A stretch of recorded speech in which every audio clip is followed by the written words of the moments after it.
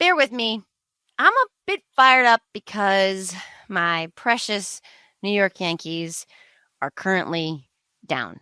I know there are a lot of you out there who are not fans of the New York Yankees. I get it. Well, I'm relatively new to being a Yankees fan. It was a deal I made with my son so that he would not root for the New Jersey Devils. I'm particularly happy about that because you have to root for the New York Rangers in my family.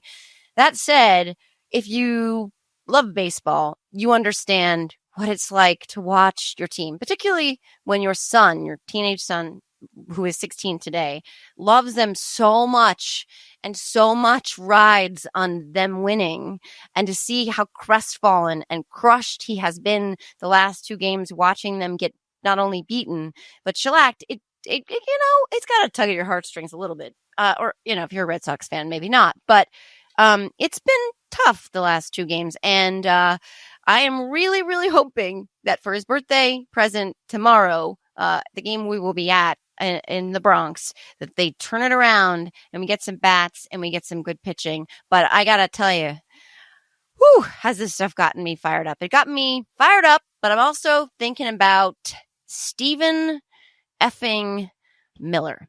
Because you ever get the feeling that this country's being run by something that crawled out of a drainage ditch behind a slaughterhouse? Yeah, that's because it is. The air smells like panic and melted plastic. The lights flicker like they're afraid of showing us too much. And somewhere in the corner, democracy is wheezing like a 2-pack-a-day smoker in a spin class. And into this fever dream struts Stephen Miller, the pallid little barnacle clinging to the hull of the ship of state, sucking out joy like it's an energy drink. Skin tone, microwaved oatmeal eyes, tiny little lost marbles that gave up on hope years ago. Personality? Imagine a clogged drain that somehow learned to file paperwork. Trump wanted gold ceilings and applause from idiots. Miller, he wanted fascism with a side of footnotes. This is the guy who turned family separation into a pilot program and treated zip-tying toddlers like it was just Tuesday. He weaponizes government the way a toddler weaponizes scissors, clumsy, destructive, dangerous. And then he cries on the internet because you had the audacity to call him exactly what he is. And while he's busy pretending Portland is a war zone, a city whose greatest act of violence is probably composting with too much enthusiasm, the real attacks are happening elsewhere. Judges' homes are exploding. People are getting threatened. But sure, pal, the problem is the guy juggling kale at the farmer's market. Here's the truth. Stephen Miller isn't scary. He's pathetic. He's a coat hanger draped in menace, a hallway shadow that forgot how to disappear. He smells like printer toner and cowardice. And the only thing he fears more than losing power is being laughed at. So yeah, I'm laughing. And you should too. Laugh until the binder shakes. Laugh until the scalp paint runs. Laugh until his petty haunted clerk realizes the jig is up. And then make sure your laughter is followed by action, because the punchline that ends him isn't going to come from a meme. It's going to come from every voting booth, every protest, every refusal to roll over for his garbage ideas. And with that, this is Sane-ish. Welcome. Today's guest is Senator Richard Blumenthal, a man who spent his career fighting to keep working families afloat, even as Congress tries to sink the whole ship. As government shutdowns threaten veterans' pay, healthcare, and basic stability, Blumenthal has been blunt about who's playing politics with people's lives and what it really means to govern in these outrageous times. We're diving into the shutdown blame game, the messaging war over healthcare and SNAP, and the very real stakes for millions in Connecticut and everywhere else. So strap in. You're about to hear from a senator who refuses to be bullied, won't sugarcoat the threats, and believes this country is still worth the fight. But first, you know what can make your life feel a little bit more peaceful? Plants and trees in your home and in your yard. Seriously. But getting the right plants can sometimes feel the exact opposite. Stressful. That's why I'm glad that fastgrowingtrees.com is one of our partners. They make creating your own green space easy. All you have to do is go to fastgrowingtrees.com, type in where you live and what you're looking for, and their experts give you a whole menu of suggestions that will work. Then you order online and boom, your plants are delivered right to your door. I've talked about this before, but mine showed up in these perfect boxes. They were all snug inside, taken care of. It was easy to open and get them out. And they were in absolutely pristine condition. And it was just like unwrapping a box of joy. Remember, it doesn't matter whether you have a big yard, a small yard, or no yard at all, because Fast Growing Trees has over 6,000 plants to fit in any space. This fall, they have the best deals for your yard, up to half off on select plants and other deals. And Sanish listeners get 15% off their first purchase when visiting fastgrowingtrees.com/Sanish and using the code Sanish at checkout. It's 15% off at fastgrowingtrees.com/Sanish, SANEISH, and using the code SANEISH, Sanish, at checkout. Now's the perfect time to plant. Use Sanish to save today. Offer is valid for a limited time. Terms and conditions may apply. Check out the link in the show notes, and please help support the show. Now, let's welcome Senator Blumenthal. Well, welcome to the Sanish podcast, Senator Blumenthal. I wish that we were speaking under better circumstances, but here we are on day 6 of the government shutdown that I call sometimes the Republican shutdown, sometimes the Trump shutdown. Ultimately belongs to all of them, but they are still 6 days in blaming the Democrats. So how's that going, sir? Well, they are blaming the Democrats. You're absolutely right, Joe. But they're the ones who are literally out of town. The Republicans in the House are not coming back to Washington, D.C. until October 14th by order of the Speaker of the House, Michael Johnson. And Trump has said, a lot of good things happen during shutdowns. He is saying that the ACA, the Affordable Care Act, is a, quote, disaster.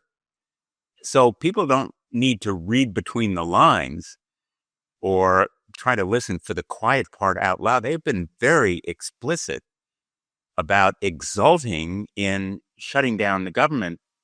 But what is at issue really is American health care here.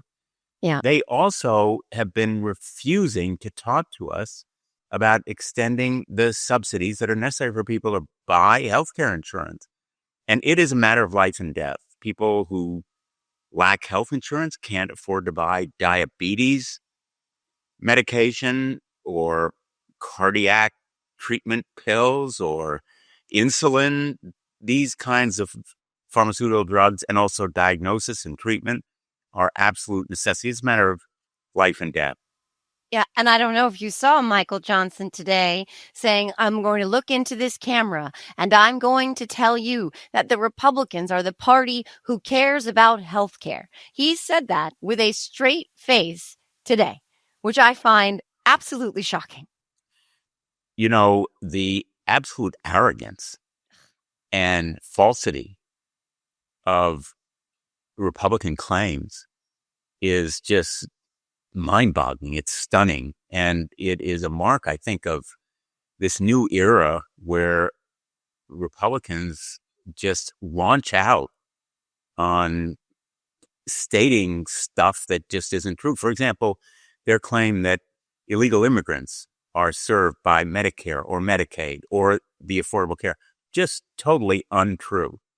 And they're using these kinds of false excuses as a reason not to come to the table. This shutdown would end tomorrow if they were simply willing to commit to extending the premium tax credits or the subsidies, as they're known, that make healthcare insurance affordable. And I'll just give you, Joe, if you will indulge me, just to give you a couple of examples. If you're a family of 4 earning $130,000, your premiums are going to go from about $500 a month to $2,100 a month. If you're a male or female earning $85,000 and you're over 55 years old, but not yet 65, health insurance is going to cost you $25,000 a year. People can't afford it.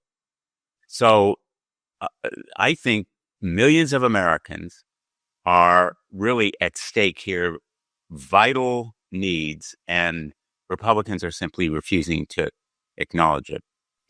This is the thing that Honestly, it breaks my heart in many ways because, like you just said, those numbers will break a family. Like it's not trivial. This is the difference between can we afford it or can we afford our oil bill or our electricity or to put food on our table. These are the choices that families are going to have to make if they can even afford those other things. But eventually, what they're going to do is just bypass health insurance. So they're going to be sicker. They're not going to go to the doctor. And when they finally have some kind of illness that has gotten untenable, where they show up in the emergency room, they're not going to be paying for it. Everybody else is. So by virtue of that fact, and no offense to them, like what are they supposed to do? But by virtue of that fact, everyone else's costs are going to go up as well. And you pointed out recently, I think on an interview on MSNBC, that disproportionately, this impacts red states.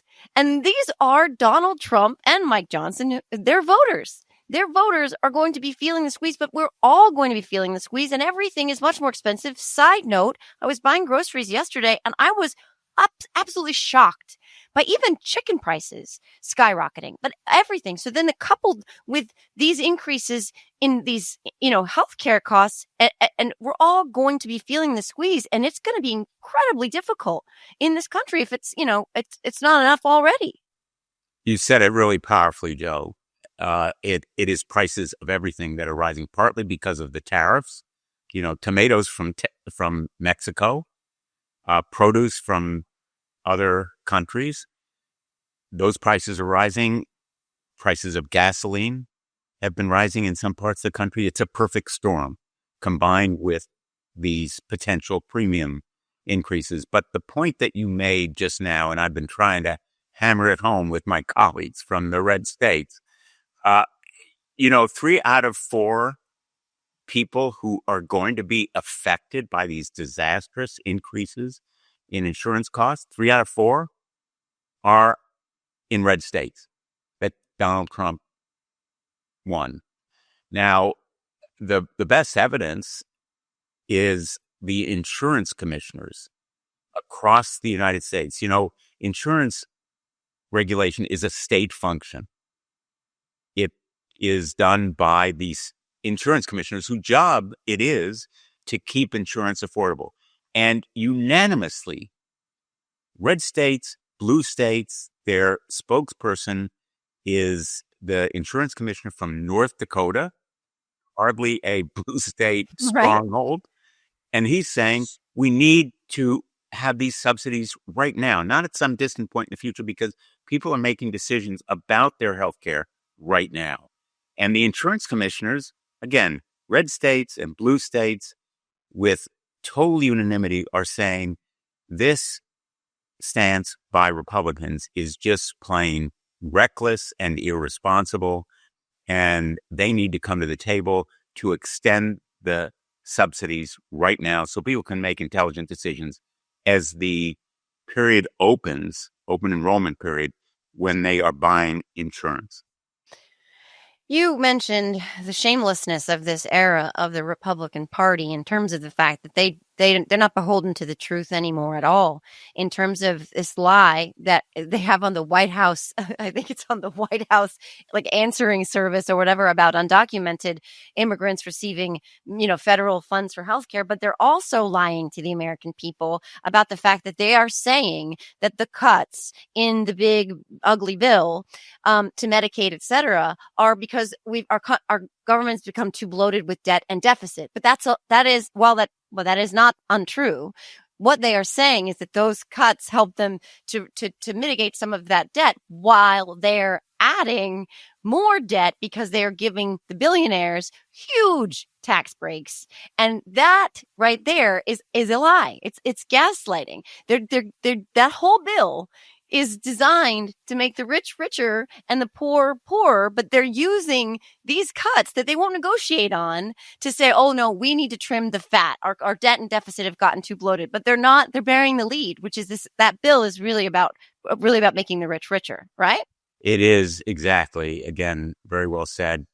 The $4 trillion, and we're talking about trillion with a T, not even billion. These numbers are, for me, unfathomable. I think for most Americans, hard to wrap your head around. these trillions of dollars in debt are the result of cutting taxes and at the same time trying to compensate by cutting health care. They are savaging health care, kicking people off Medicaid, stopping the ACA subsidies or tax credits that people need to enroll in health insurance plans. And they are making America sicker, literally. I keep coming back to it's a matter of life and death. People will die as a result of what they are doing.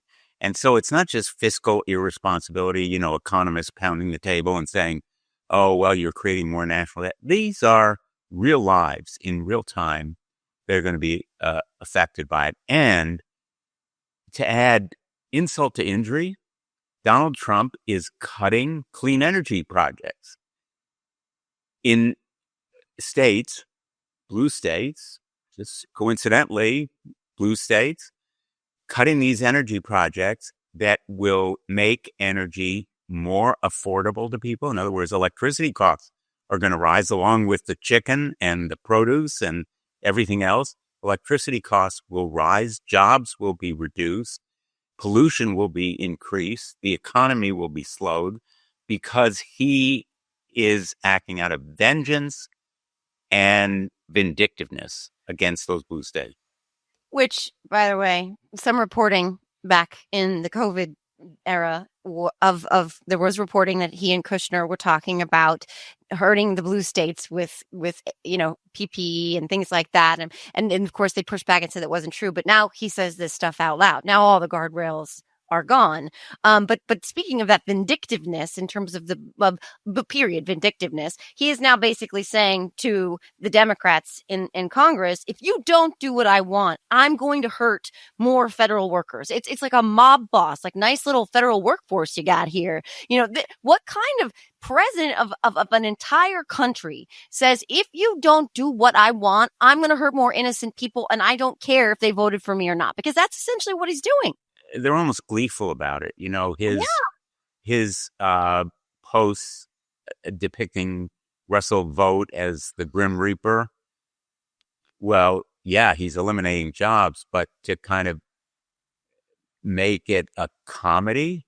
Yeah. I mean, this man has never had to really face the consequences of his malign actions.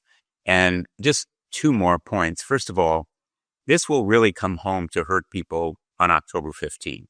That's the day that our military, all the federal workers, everybody like TSA and the air comptrollers who are essential, they're coming to work every day.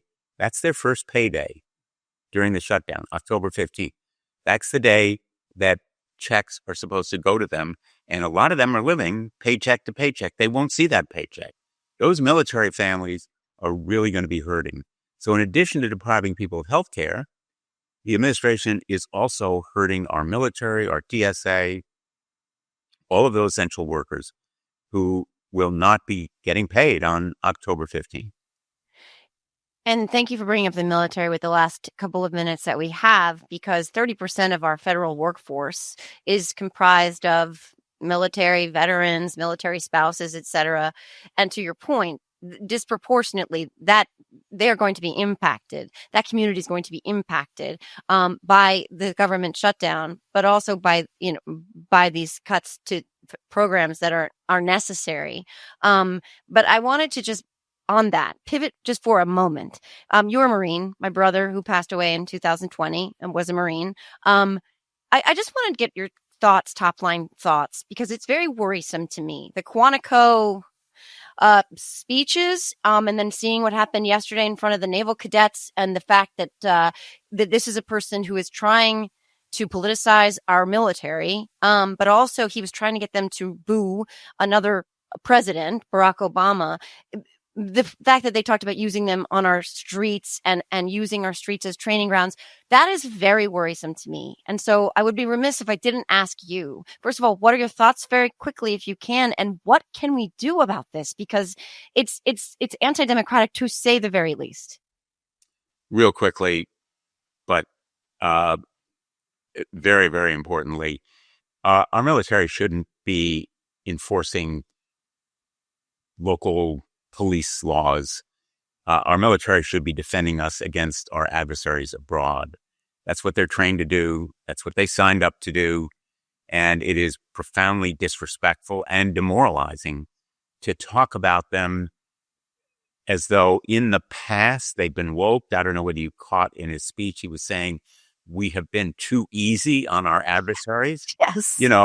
I would like to have him talk to some of the veterans, and I'm the ranking member on the Veteran Affairs Committee. Two of my sons have served, one in the Marine Corps and the other is a Navy SEAL. Have him talk to some of the guys who've been around for a while and have served in uniform and tell them they've been too easy in their fight, whether it's in Vietnam or Iraq or Afghanistan. Nobody in the military thinks we've been too easy on our adversaries.